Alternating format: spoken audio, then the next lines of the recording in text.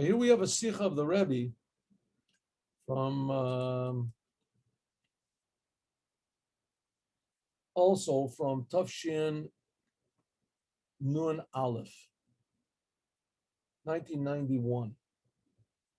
And it was Parshas Korach, which fell out to be on Gimmel Tammuz. Gimmel Tammuz. This year, Gimmel Tammuz falls out on the day after Shabbos, next Shabbos. So Gimmel Tammuz is several things that happen, and we're going to see, the Rebbe's going to see. First of all, the previous Lubavitcher Rebbe in 1927 was in Russia, and he was like public enemy number one by that time. He was like public enemy number one in Russia, in the communist regime. Stalin was really, really taking power. He was starting to make these purges and everything like that. I don't know exactly the dates of when the big purges were, but so he was killing people right and left. And the Rebbe was right in their crosshairs because he was teaching Judaism and spreading out Judaism, and his Hasidim were, we can't really imagine what was going on there in Russia. It's very, very difficult for us to understand the fear that everyone had. And the fear just to think even anything about Stalin. There were Hasidim here in Kfar Chabad that told me. And that the Frierdiker Rebbe not only thought things that Stalin didn't want anybody to think, mainly about God and Judaism. And even though officially in Russia, religion was 100% permissible. They had synagogues and everything, but everything was from the state. In other words, everyone, it was all fixed. Everybody that went there was watched all the time, and anybody who did anything that looked like maybe it might be suspicious in another year around, they would just take them away. So nobody went to the synagogues. Maybe the old people, could be. And here we had the Lubavitcher Rebbe, previous Lubavitcher Rebbe, that he spread out Judaism. He actually went and they made these secret schools. You couldn't have very many pupils in the school. You had 5, 6, because anymore they would be noticed. And they would learn in basements. They would close up all the windows and they would stay there for days, even weeks at a time. And so that nobody would notice what was going on. And they built mikvahs. I just saw last night. They built mikvahs. It was just a tremendous self-sacrifice. Everyone was living in fear all the time.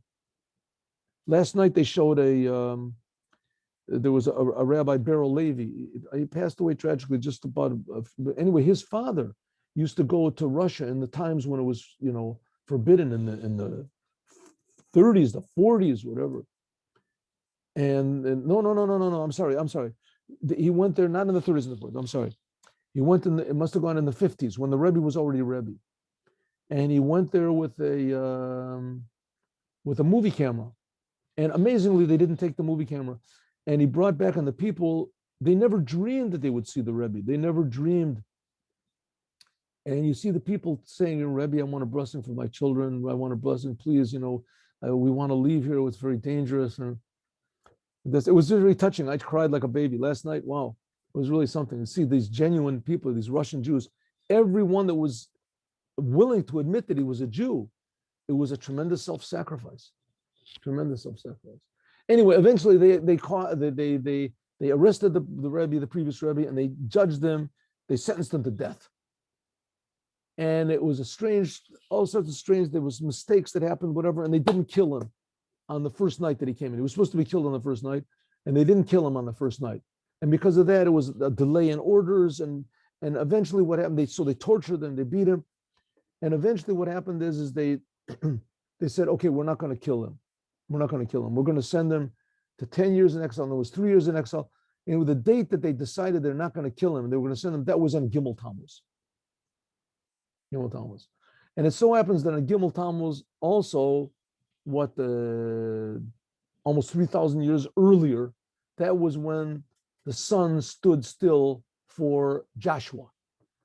Joshua was conquering the land of Israel, and he had already taken over whatever, Jericho, and another place, Ai, or whatever. And then there was the 5 kings got together with a massive, huge army to go against the Jews, and the Jews defeated them. And God made a miracle that the sun stood still in the skies so that there would be daylight, that the Jews could continue decimating their enemy. So that was another miracle that happened. And the Rebbe is going to compare this together. Let's go. Mesichas from the Sichas, it should say B'siyai to the Shema. It doesn't say, usually they say B'siyai to the Shema. With the help of God. This comes from the, okay. From the Sichas, Hey, Parshas Korach. Yom Hey, Parshas Korach. Shabbos Parshas Korach. Gimmel Tammuz. Gimmel Tammuz, the 3rd day of Tammuz, this is the day that the previous Lubavitcher Rebbe was freed in the year 1927, which is the same as Prazot. Prazot means to be open. Just a rearrangement of the letters. Taf Reish Pei Zayin.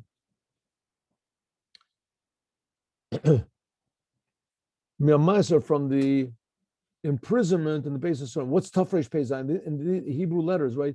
Taf Reish is 600 and Pei is 80 and 7. So there's a Hey that's not written here. So it's 5,687 years after the creation of the world, after God created the world, or more exactly, after God created man. Miyamaiser Beis Asurim in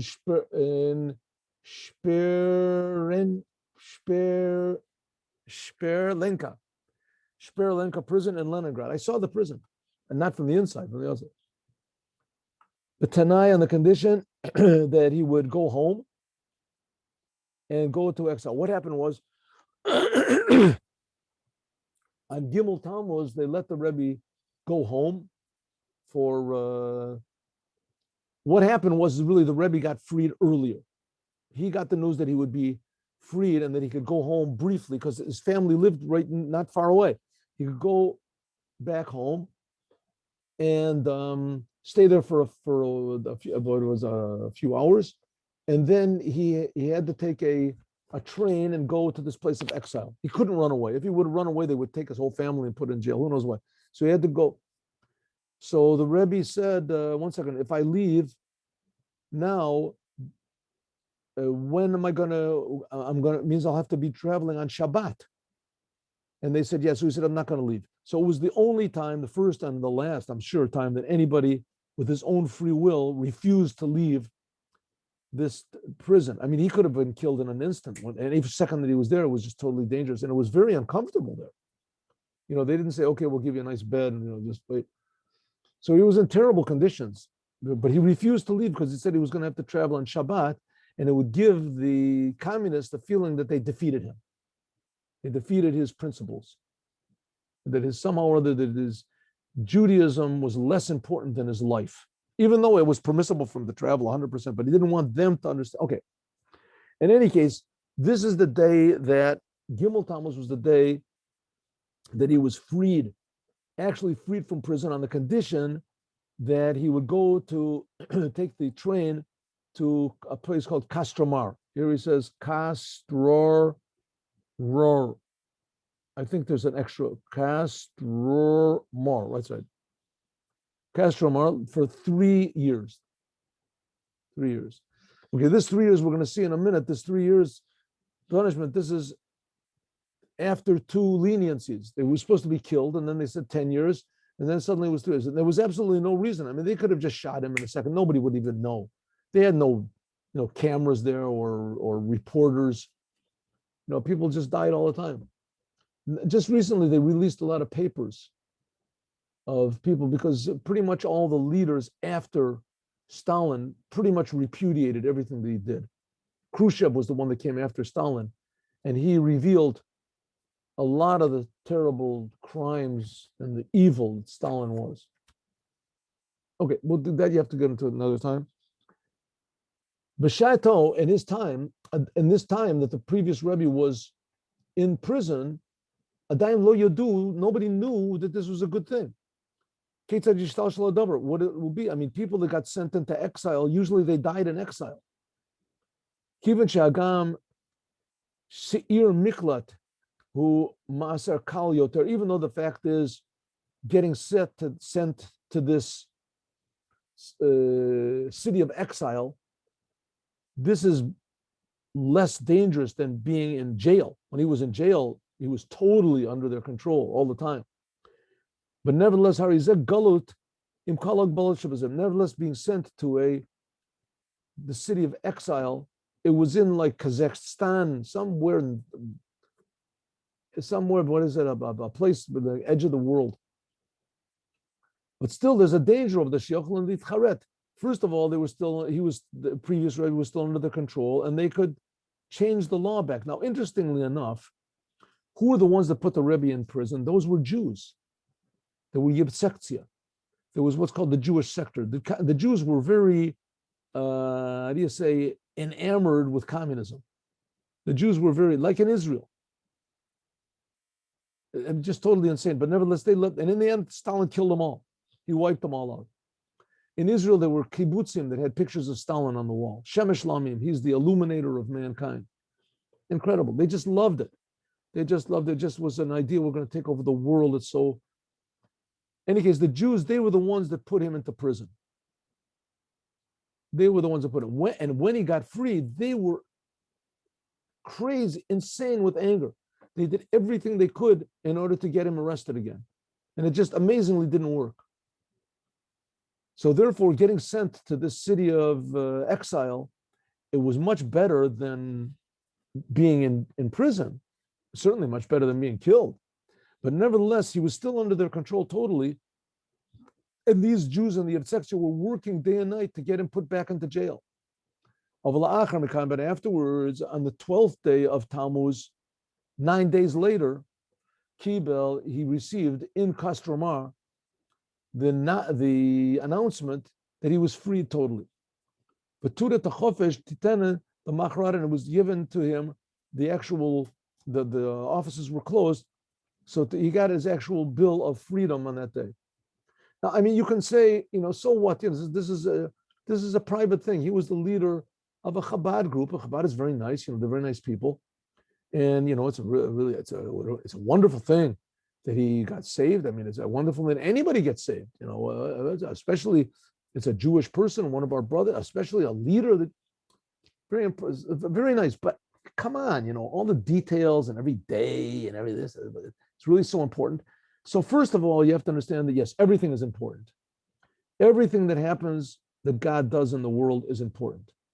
And especially here, it's talking about this is occurring to the leader of the Jews. This is the Moshiach. The previous Rebbe, the Rebbe said, the Lubavitcher Rebbe said many times that the previous Rebbe, he was the Moshiach. And he'll raise up from the dead and he'll be the Moshiach. He'll lead the Jewish people. He said it many times. And he certainly had all the qualifications of Moshiach. He knew the entire Torah. He was expert in all of the, the secrets and etc. of the Torah. And he had tremendous love of the Jews, and he tried to make the Jews do Torah mitzvahs. When he came to America, it was just an upheaval. The previous Lubavitcher Rebbe, he just, made spreading out Judaism a whole new thing. And he was disliked very much by a lot of the big Jewish leaders because he's trying to turn Judaism over. Anyway, when he got freed totally, that was on the 13th day of Tammuz. Gimmel Tammuz, but nevertheless, when the Rebbe got the news on Gimmel Tammuz that he was going to be sent to exile, the Hasidim were still very worried. They didn't know exactly how to interpret it. There were one or two that were tremendously happy, and one that I heard of. But except for that,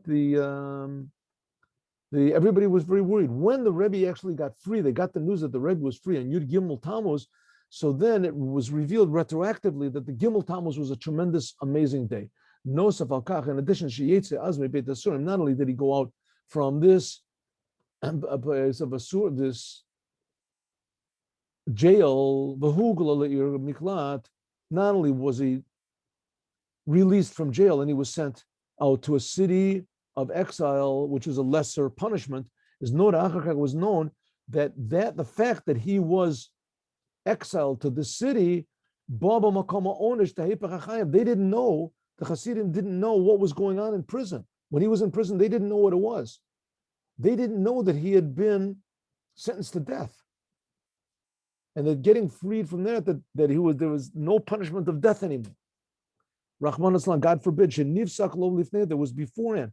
Davar shahaya mamid b'sakana v'nogea Rahman Aslan the kol hemshech inyan tarbatzes a Torah v'chizuk yadus b'chlal. If the previous Rebbe, God forbid, would have been killed, then this would have, I'm sure God would have provided another Abraham, another Moshiach. Okay, but this was before the last, our Rebbe got married to the previous Rebbe's daughter. So our Rebbe was not yet the Rebbe. There was really no leader of Chabad. There was no leader as such as of Judaism. There was leaders of different groups, but the one Jew that said he wants to bring all the Jews back to Judaism, all of them, he actually did it. There was nobody. There was no one, if the previous Rebbe. And it's really quite amazing that the previous Rebbe was willing to risk his life, and he did risk his life in action just for his principles. Just for his principles. You thought, he would just keep a low profile or something, maybe shave off his beard so that he wouldn't be noticed and somehow or other get it, that they should smuggle him out of Russia or something like that. No, he didn't. He refused to leave.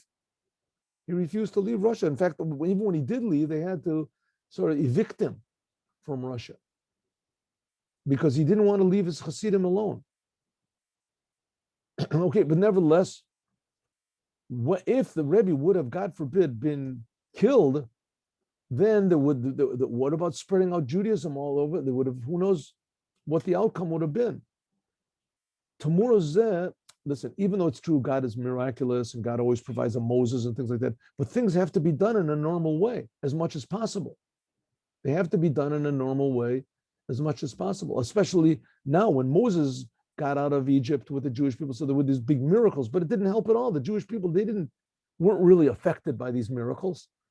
The idea of the Mashiach is that everyone is going to be affected from inside. That's the idea of Hasidut, to learn these ideas of what God really is. And it's supposed to be on the inside that people are convinced. That was what the previous Rebbe did. Without the previous Rebbe, who would do it? Right? Good, like I say, God wouldn't make a miracle. He would, right? But we don't rely on a miracle.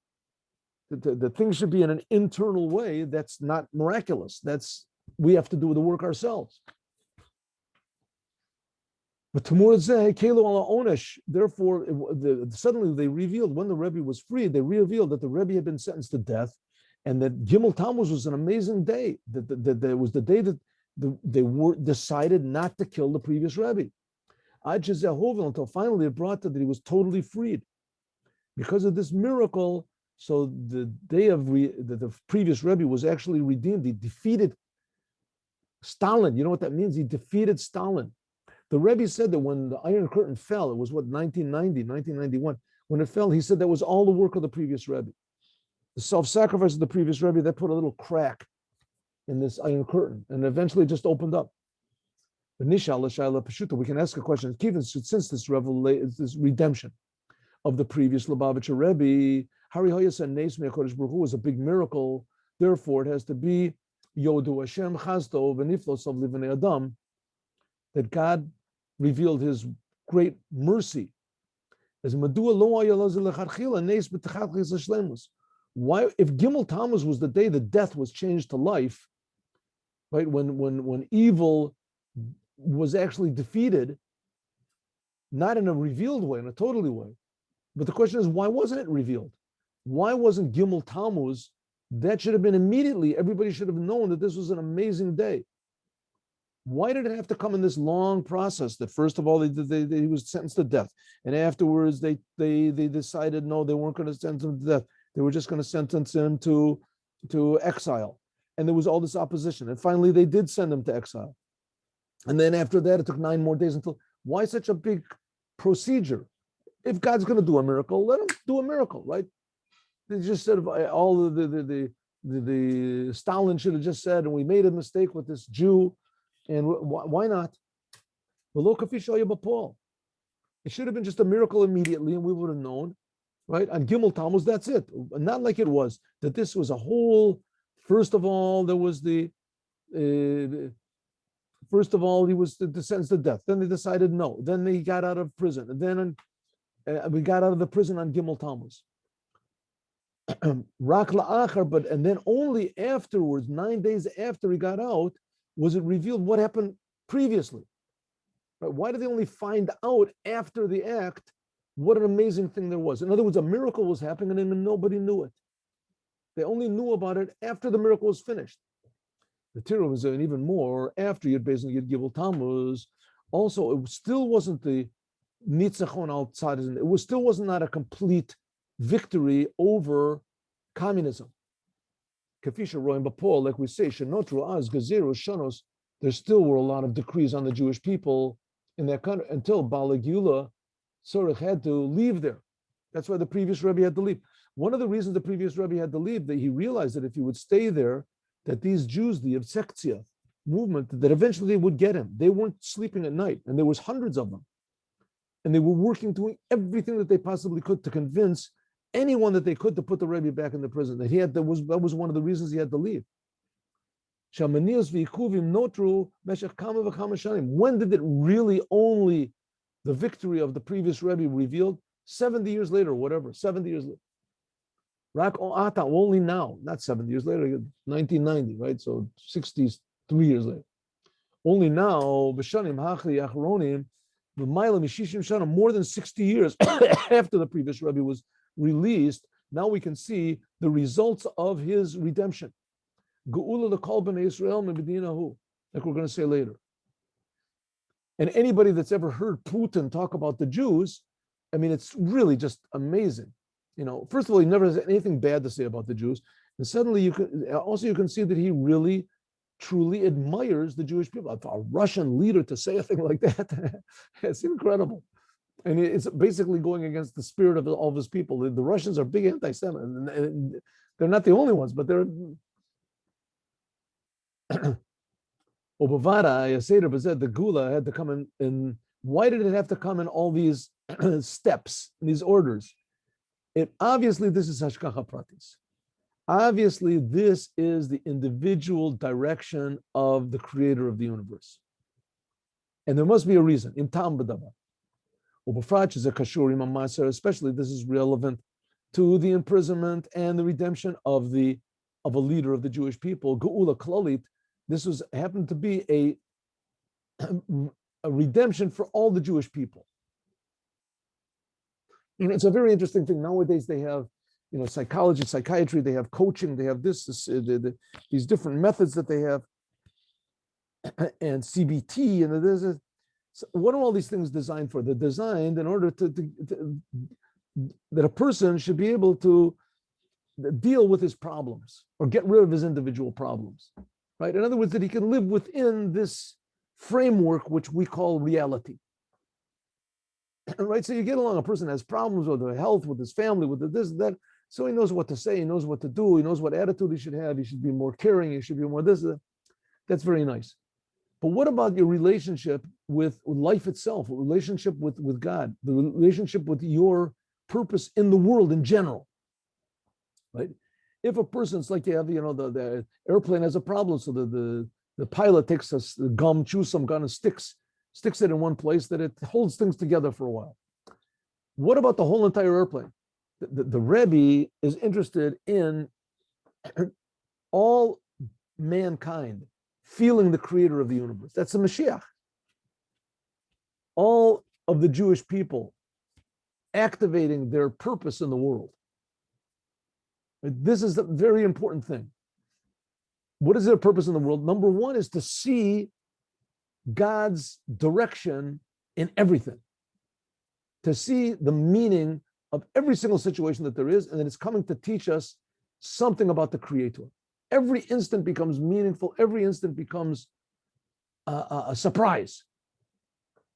And our life, etc. We have the ability to deal with these wonderful, pleasant surprises that's coming to tell us that we have to improve ourselves, to change ourselves. That's the idea of the previous Rebbe. That's the idea. But in addition to that, not just what happened to the previous Rebbe, what's happened to us, that every person should see that everything that happens in his life is directly the hand, the direction, the order of the creator of the universe from love. Everything that happens. The question is what we do, how we react. But we have to react within that framework, that it's all what's called hashgacha prati, the individual direction of Hashem from love, everything that happens. And it's there in order that we should improve the situation as much as we can, even just to improve our attitude. Like the Baal says, not only I was redeemed on that day, did God take me out of Yud B'Is Tammuz, but also all of the people who like the Torah of the mitzvahs, the Torah and the commandments, and even those Jews that are just called Jews. They have nothing to do with Torah, nothing to do with commandments, nothing to do with Judaism. They just know, yeah, I'm a Jew. I'm a Jew. Somebody asked them, are you Jewish? Yeah, I'm a Jew. I'm Jewish. So even that type of a person, that he was benefited by the Rebbe's freedom, namely benefit that he can reveal the true essence of every human being in the world is their connection with God, the connection with the Creator. How this is going to be, where it's going to be, says that it has to be in a gradual process, and the Rebbe is going to explain the whole thing, as we'll talk about more, God willing, tomorrow. But first, let's learn the Yom of today. Yeah, what happened? 1 minute, 1 minute.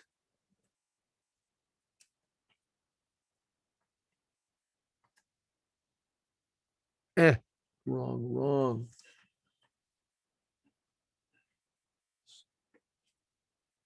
There we go.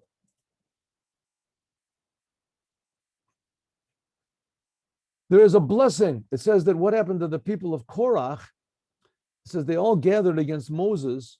He got all the Jewish people to go against him. But so God said, tell everybody to move away from Korach. And there was a big pit, a big hole suddenly opened up in the ground. And all of the men of Korach, they all got swallowed up. It says they went down into the pit alive. So there's a blessing over there. What's the blessing? It says that even in the grave, even in hell, but they still think that they're alive.